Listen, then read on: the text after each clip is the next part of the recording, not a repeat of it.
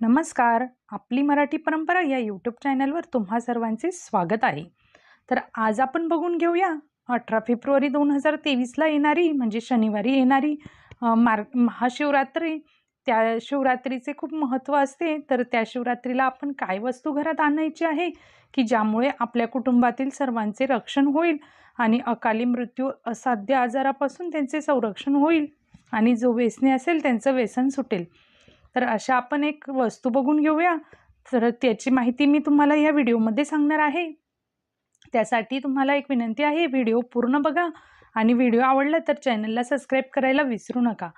चला तर मग आता आपण बघून घेऊया महाशिवरात्रीचे काही उपाय आणि महाशिवरात्रीला अशी कोणती वस्तू आहे जी आपल्याला आपल्या घरामध्ये आणायची आहे. तर महाशिवरात्रीच्या दिवशी ही माहिती तुम्हाला मी आधीच देत आहे, कारण की कुणाकुणाला लवकर काही वस्तू मिळत नाही कुणाकुणाच्या घराजवळ. तर तुम्ही ह्या वस्तू महाशिवरात्रीच्या दिवशीपर्यंत आणाव्यात, यासाठी तुम्हाला लवकर माहिती देत आहे, त्या जेणेकरून तुम्ही माहिती मिळवू शकाल की ह्या वस्तू तुम्हाला कुठे मिळू शकतील. चला तर मग आपण बघून घेऊया. तर महाशिवरात्रीला आपल्याला रुद्रयंत्र किंवा महामृत्युंजय यंत्र आणायचं आहे. तर ते आपल्याला पंचधातूचं मिळतं. केंद्रात देखील श्री स्वामी समर्थांच्या केंद्रात देखील हे यंत्र मिळतं किंवा एखाद्या देवांच्या दुकानामध्ये देखील हे यंत्र तुम्हाला मिळू शकतं.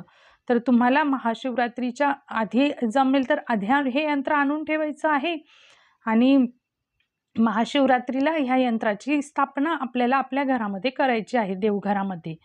तर हे हे यंत्र जे व्यसन करतात त्यांना ह्या यंत्राचं पाणी अभिषेक करून ह्या यंत्राचं जे पाणी असतं ते प्यायला देतात. ती माहिती मी तुम्हाला पुढे सांगतेच. तर आपल्याला काय करायचं आहे, महाशिवरात्रीच्या दिवशी हे यंत्र आपल्या देवघरात स्थापित करायचं आहे. तर आपण पंचामृतने किंवा दुधाने किंवा साध्या पाण्याने ह्या यंत्राचा अभिषेक करून घ्यायचा आहे. अभिषेकाच्या वेळी आपल्याला महामृत्युंजय मंत्र बोलायचा आहे. तर महामृत्युंजय मंत्र सर्वांनाच माहीत आहे किंवा तुम्ही यूट्यूबला देखील लावू शकतात. तुम्हाला जेवढ्या वेळी शक्य होईल 11, 21, 108 तेवढ्या वेळी हा मंत्र तुम्ही महामृत्युंजय मंत्र तुम्ही बोलून घ्यायचा आहे आणि अभिषेक करून घ्यायचा आहे. आणि नंतर देवघरामध्ये याची आपल्याला स्थापना करायची आहे. देवघरामध्ये स्थापना करताना जे आपलं हे स्थापित झाल्यानंतर आपल्या घरामध्ये जे तुमचे पती वगैरे असतील किंवा घरामध्ये कुणी व्यसन करत असेल, जुगारी असेल, जुगार खेळत असेल, घरात कुणाचं ऐकत नसेल, ज्या व्यक्तीमुळे घरातील सर्वांनाच त्रास होतो, अशा व्यक्तीला आपण काय करायचं आहे, या यंत्राचा आपण अभिषेक करायचा आहे पाण्याने. तर साध्या पाण्याने तुम्ही ह्या यंत्राचा महामृत्युंजय मंत्र म्हणत अभिषेक करून घ्यायचा आहे. तुम्हाला जितक्या वेळेस म्हणणं शक्य होईल तितक्या वेळेस तुम्ही या मंत्राचा अभिषेक करून घ्यायचा आहे. नंतर याचे जे तीर्थ असते ते आपल्या घरात जे व्यसन करणारे असतील, जुगारी असतील त्यांना द्यायचे आहे. त्यामुळे त्यांच्यामध्ये सुधारणा होते आणि त्यांचं व्यसन हळूहळू सुटतं. तर तुम्ही हा उपाय नक्की करून बघू शकता. तुम्ही हा उपाय कधीही करू शकतात, सोमवारी वगैरे असा कधीही तुम्ही हा उपाय करू शकतात.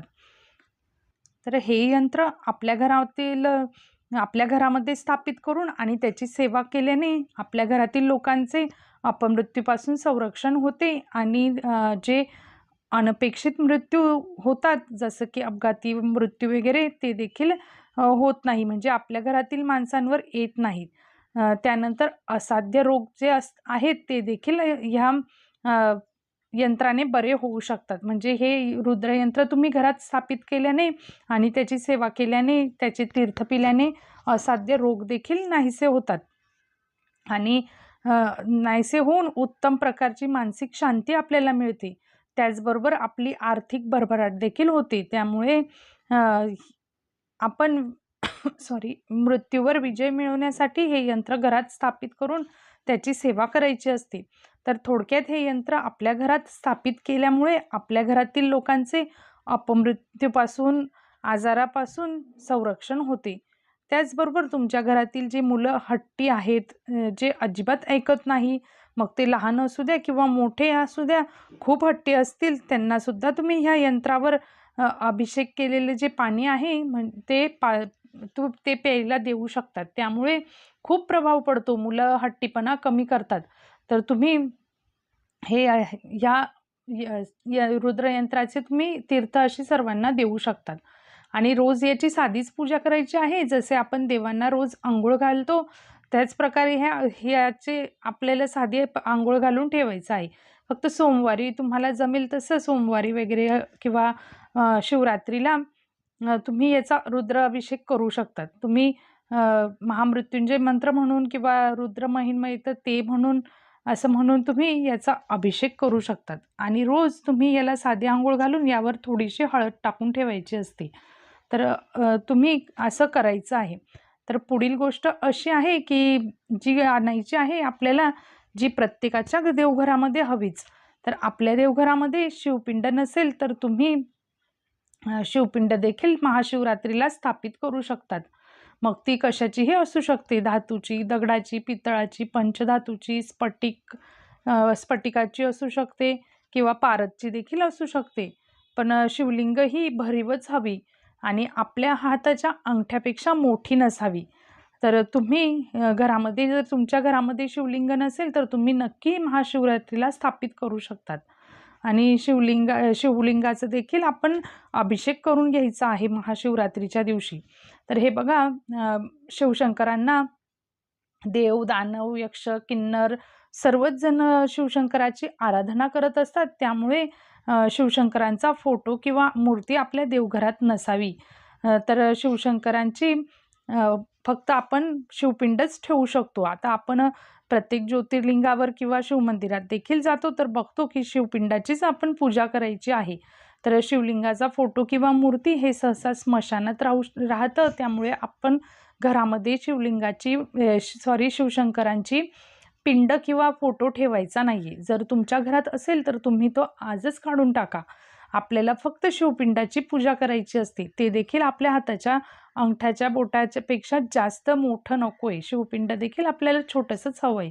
तर शिवपिंडी तुम्ही कुठलीही घेऊ शकतात.